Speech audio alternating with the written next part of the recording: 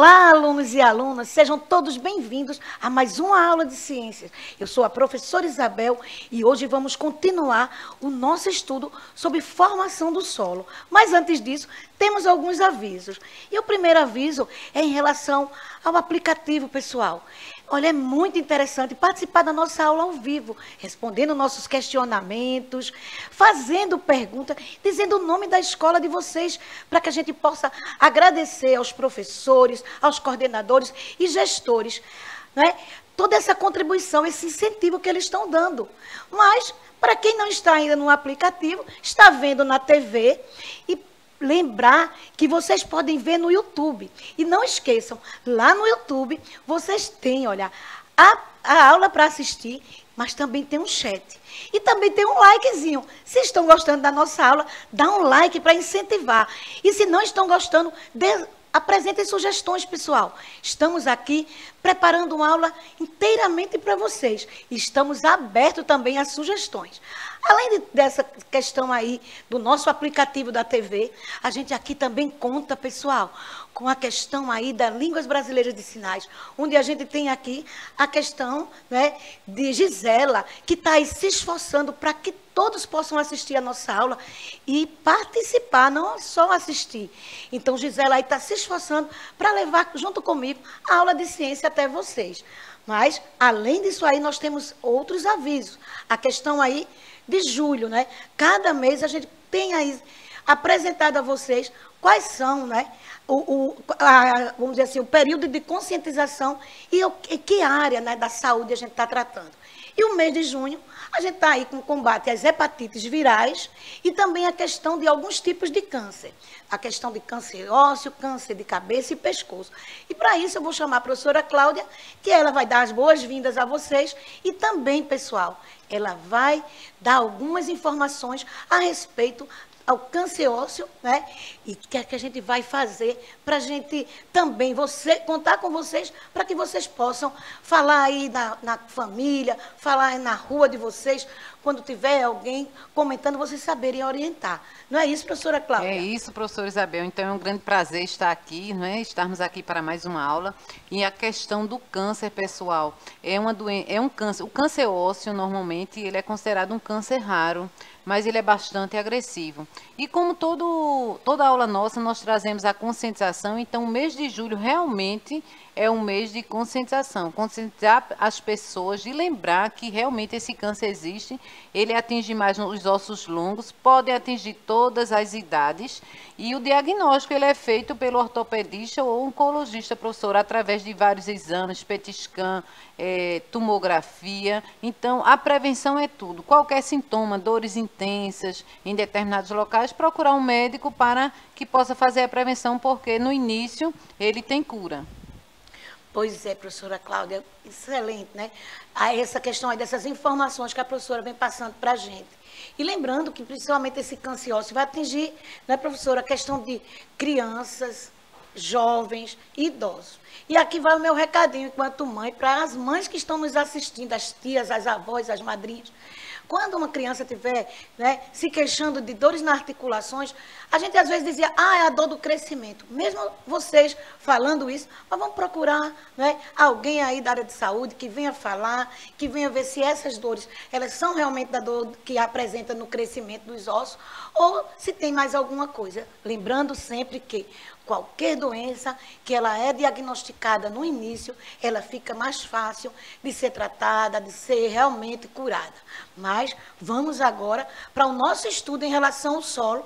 E a gente vai rever algumas coisas da aula passada, né? Onde nós estamos aqui nessa aula com a questão aí da formação dos solos. O que é que nós vamos rever?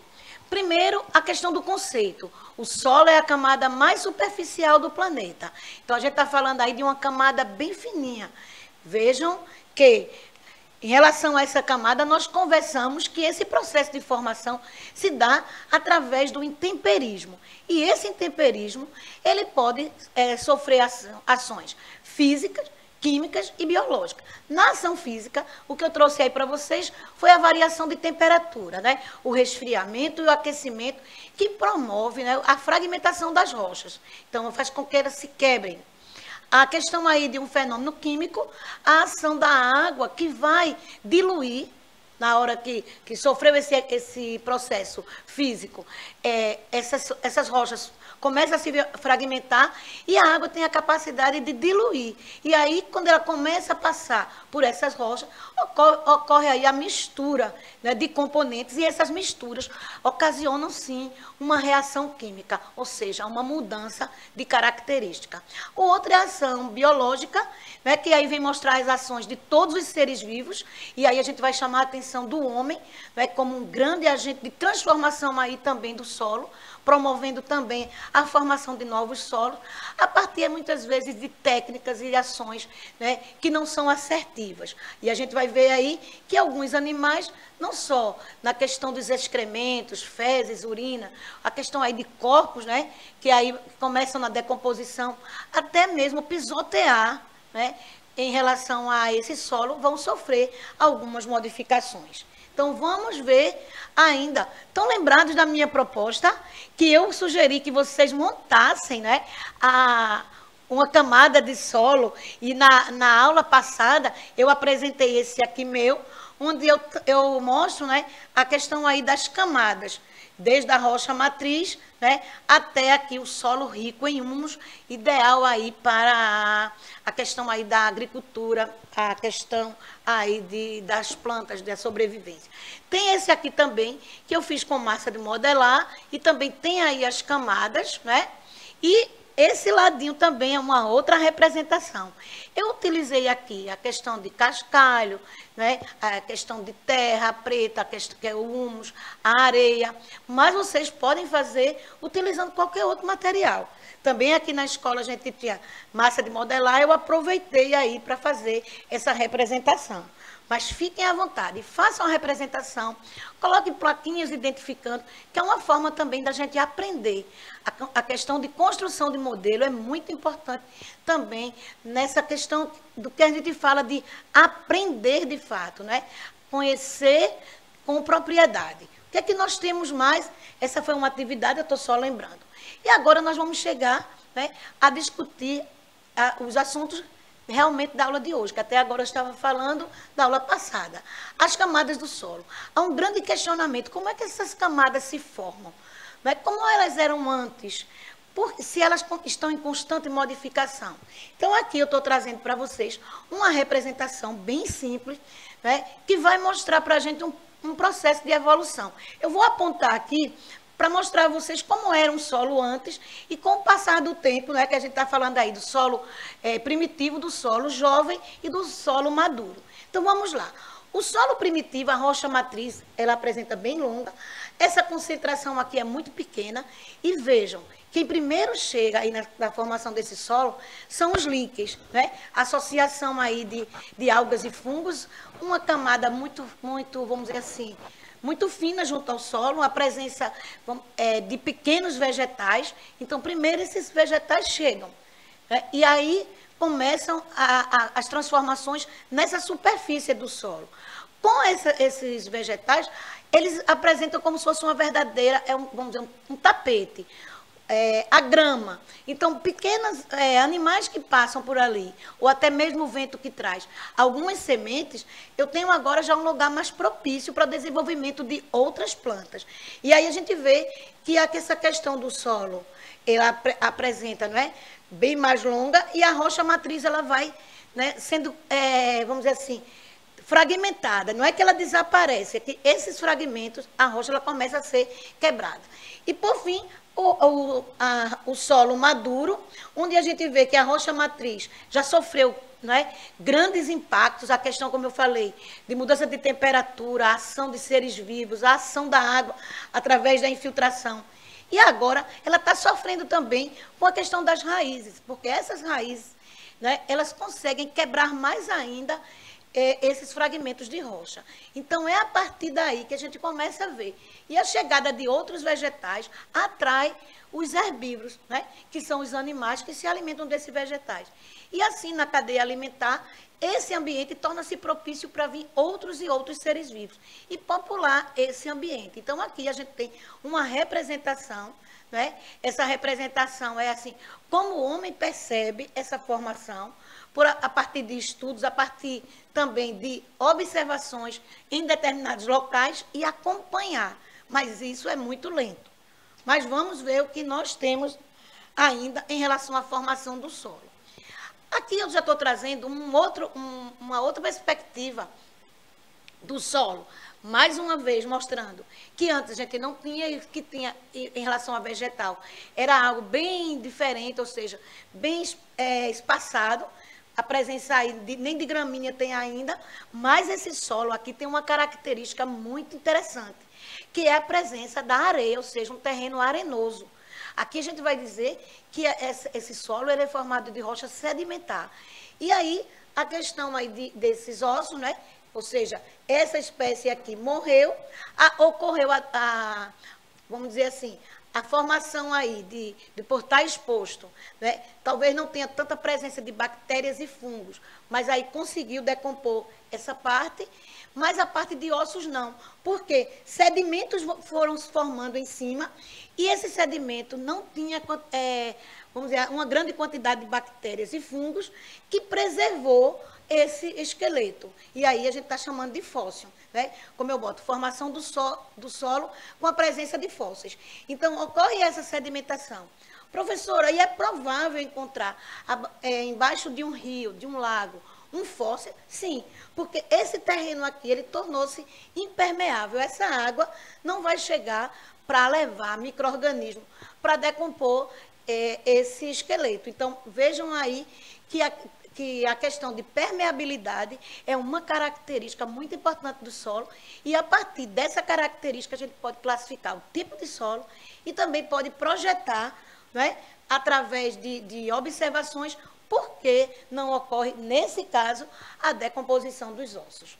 Mas vamos caminhando, porque a formação do solo vai dar condição para a gente ter algumas observações.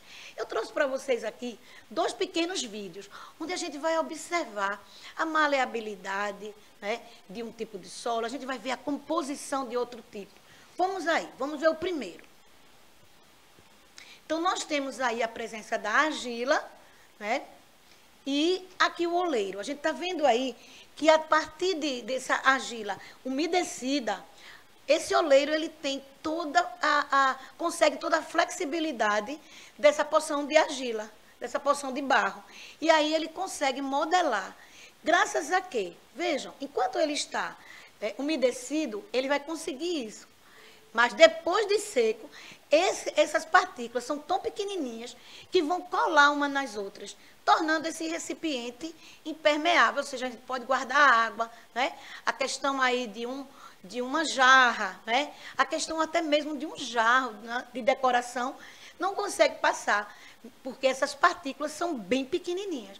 Então, na hora que ele está modelando, ela está, os fragmentos de argila está aderindo a essa água, né, formando aí algo bem mais maleável, para que esse oleiro ele consiga, né, o que ele quer em relação aí a essa formação. E aí a gente vem a curiosidade. Mas tão assim, tão fininho, e a gente consegue depois que ele é seco, é exposto muitas vezes ao sol, a um forno, ele torna-se impermeável. Mas tem um outro vídeo para a gente prestar atenção. Agora já temos aí a presença, né, a questão aí da areia. E quando a gente vai estudar a areia, a gente fica perguntando qual é a composição da areia.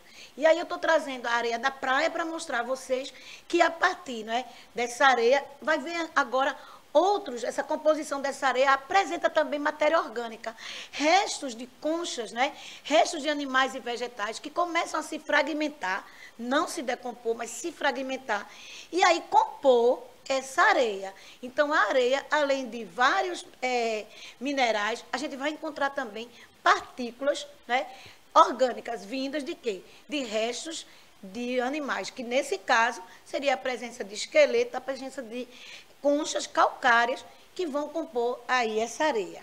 E aí, por menor que sejam esses fragmentos, eles são tão duros, eles são tão compactos, que aí eles não conseguem aderir uma partícula a outra, ou seja, um grãozinho de areia a outro. Continuando, a gente vai falar dos tipos de solo e suas características. Eu mostrei através desse vídeo para a gente parar um pouquinho para perceber essa questão aí no nosso dia a dia. Mas agora vamos para alguns conceitos, algumas informações. E essas informações, pessoal, é que vocês precisam acompanhar comigo a leitura e quando rever a aula, para um pouquinho para ver, porque a partir da visualização, né, de ouvir e de também ler, né, porque no caso aí, olha, muitos alunos estão lendo. Estão acompanhando também na questão aí de Gisela, que está tendo aí todo o esforço para transmitir aí para vocês essas características, né? Através aí de todos esses movimentos. Ela está dizendo aí, ó, como é que a professora está falando, para vocês entenderem melhor esses conceitos. Mas a leitura, eu acredito que vai atingir um grande número, e a quem não atingir, está ouvindo aí a minha voz. Mas vamos lá. Primeiro é o solo umífero. Né? A questão aí de humus, também conhecido popularmente como terra preta. E o que é que nós temos aí em relação a esse humus? Vamos fazer a leitura. Olha, possui cerca de 10% a mais de humus que os outros solos. É bastante poroso, rico em matéria orgânica de origem vegetal e animal. Então, para esse solo aí, a gente vai começar a perceber, né? Quem tem jardim, quem tem plantinha em casa vai dizer, minha mãe escolhe essa terra, né? Essa terra escura, essa terra preta, porque é rica em nutrientes, rica em material orgânico.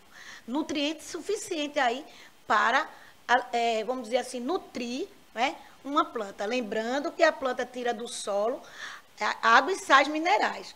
A alimentação mesmo da planta é através de um processo chamado fotossíntese, onde ele vai precisar do sol, a luz solar, vai precisar também, né, aí questão do gás carbônico, produzir o seu alimento e liberar oxigênio para todo o planeta. Mas o solo é muito importante porque tem sais minerais e cada tipo de planta requer um tipo de sal mineral diferente. Então, aí a importância aí do solo. Além do mais, que o solo umífero ele consegue funcionar como uma verdadeira esponja. Ele consegue, vamos dizer assim, segurar a água. Então, ele não faz, ele retém a água, quando a gente diz assim, ele reteve a questão aí da água.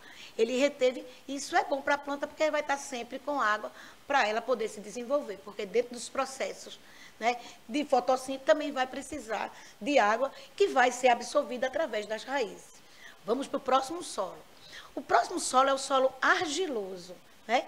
É aquele que a gente chama popularmente de barro, né? A questão aí de uma classificação desse solo argiloso, vem uma argila, vem outros e outros que são usados aí em diversas, desde a decoração, a construção de casa, o porcelanato, a cerâmica, sendo feito aí de alguns tipos aí de argila, né? Então, são partículas bem fininhas, por isso é menos permeável. Então, elas são tão pequenininhas que elas se unem umas às outras. Vamos continuar aí a leitura. Fica facilmente encharcado no período chuvoso. E quando seco, costuma rachar. Então, vejam que característica interessante, que na aula passada eu dizia assim, tem alguém me perguntando por que no terreno da minha casa tem área lá no quintal que fica alagado no período de chuva e tem a área que fica seca. Então, aí está uma característica, ó. Ele é menos permeável, né, e fica encharcado no período de chuva, porque as partículas são tão pequenas que não consegue, vamos dizer assim, deixar a água passar. Elas vão se aderindo e vão formando, né, um verdadeiro, vamos dizer assim, uma camada impermeável para não deixar essa água passar. Essa é a característica do solo argiloso. Vamos ver mais um. Aí agora vem o solo arenoso, né? A questão aí da areia. A areia que a gente conhece tão bem, e é uma característica da areia ser permeável. A água passa facilmente, né? Pois os grãos de areia são maiores. Assim, também, eles são mais sujeitos à erosão. Por deixar a água passar, ele deixa a água a água que vier, ele deixa passar. Muitas vezes levando, né, não tem a capacidade de reter matéria orgânica, bom para as plantas, isso vai passar rapidamente. Tão rapidamente que esse tipo de solo também não é bem-vindo na maioria dos vegetais, porque ele não retém água. Se não retém água, a planta vai ter aí a falta dessa substância importante para o seu desenvolvimento e principalmente para a realização da fotossíntese. Então, aí nós temos a questão da areia. Vamos ver mais, que agora a gente vai ver esse solo no dia a dia. Eu vou apresentar a vocês algumas características que a gente vê no nosso dia a dia. E se não ver, vamos começar também a observar melhor o solo, né, do nosso entorno, na nossa casa, aí na escola de vocês. É muito importante dar uma olhada. Veja esse primeiro que eu trouxe para vocês. Aqui na primeira imagem, a questão de um solo, né, rico em matéria orgânica, com uma grande quantidade aí de alguns seres que vão ser muito importantes como arado natural. É o caso das minhocas. Lá na frente também, lá em cima, tem aí, ó, um arado, né? Sendo aí utilizado pelo homem. Mas aí eu tenho também essas minhocas. E vejam que as minhocas, elas conseguem fazer, ao caminhar, né, nesse solo, ele deixa esses caminhos e vai facilitar aí a presença de ar. Por isso que diz que as minhocas são arados naturais. Na outra imagem, uma característica é que esse solo, quando seco, ele se esfarela, ele se desmancha facilmente, né?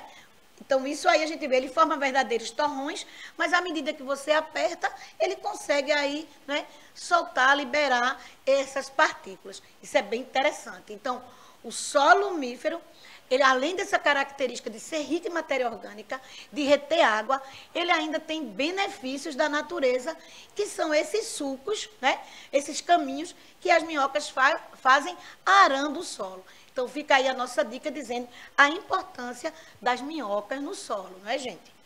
Aí vem agora o solo, né, argiloso. Uma das características é que, diante do sol, né, na hora que essa água é evaporada, ele racha. Isso é muito perigoso em relação às plantas, porque à medida que ele racha, a força é tão forte que ele pode quebrar as raízes da planta, né? Principalmente se as raízes forem um pouco superficiais. Então, aí vem aí o prejuízo de plantar num solo argiloso. Então, quando ele está alagado demais, podendo até mesmo promover o apodrecimento das raízes, e quando ele seca, ele racha, quebrando muitas vezes essas raízes. Então, isso que a gente vê também. No outro vídeo, é a questão desse tipo de solo, né? Ele transformar-se facilmente, ele aderir facilmente à água, onde a gente não consegue mais ver a diferença. Onde está a água, onde está a argila. Então, devido a esse movimento que está sendo feito aí, apresenta essa característica. E agora, nós vamos para o solo arenoso. Vejam que a questão aí do solo arenoso apresenta essa característica, né? Já não forma aqueles torrões do solo umífero. E a areia está passando facilmente aí nessas mãos, né, que estão aí mexendo nessa areia. Então, não forma os torrões e está bem fragmentado, bem solto. As partículas são maiores, já não conseguem mais agregar-se uma à outra. Então, nós vimos aí algumas representações dela no nosso dia a dia. E aqui eu estou trazendo mais um. Esse aqui é muito comum, né? Vocês verem aí na rua de vocês que alguém está cavando o alicerce.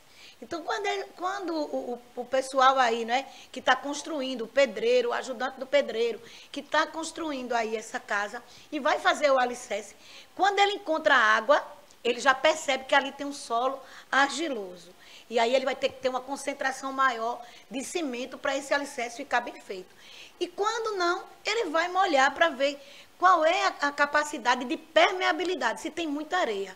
Então, gente, esse gesto tão simples é algo muito importante na construção, para ter aí uma edificação mais segura.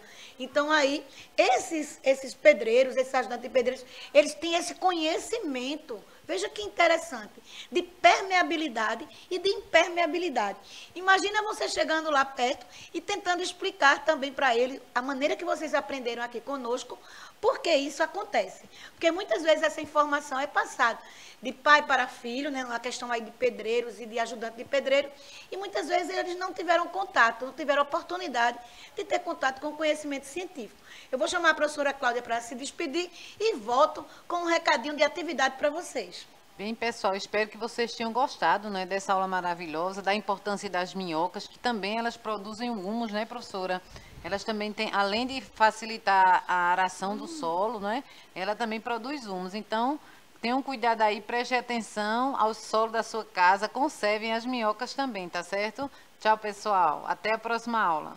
Isso mesmo, professora Cláudia. Aqui alerta a professora Cláudia colocou. À medida que elas vão caminhando e se alimentando de pedacinhos muito pequenininhos que estão presos, soltos ali no solo, as suas fezes é um humo e é comercializado, né, professora Cláudia? É isso aí, professora. É professora. vendido aí para quem está querendo cultivar uma planta e não tem um solo tão legal.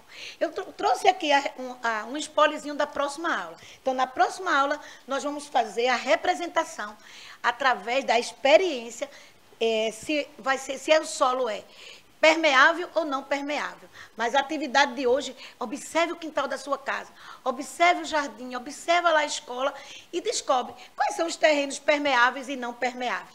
Por hoje é só. Não esqueçam de dar uma olhadinha depois nessa aula e em outras aulas que estão lá no YouTube, preparadas com muito carinho para vocês. Tchau, tchau. Aguardamos vocês na próxima aula.